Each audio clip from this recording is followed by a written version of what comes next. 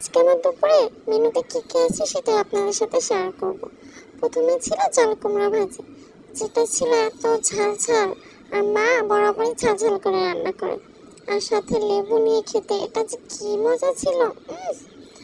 তো এটা দিয়ে আমি মনে হয় অর্ধেক প্লেট ভাত খেয়েই ফেলেছি। তারপরে ছিল আমার ফেভারিট বেগুনের চাক ভাজি, যেটার কথা তো আমি নাই বলি।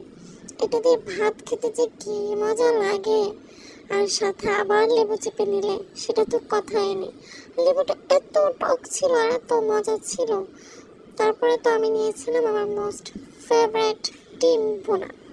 ডিম ভুনা তো সবারই পছন্দ, তাই না? তা আমার বরাবর বেশি পছন্দ।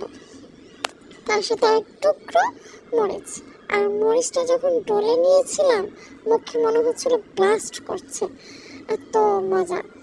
আর আমার তো ভাত খেতে ভালোই লাগে। আপনারা ডায়েট করেন কিভাবে?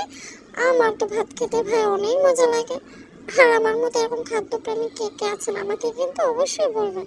আমার কিন্তু খেতে খুবই ভালো লাগে। আর খাবার ছাড়া কি তাই চলে? যাই হোক, টাটা।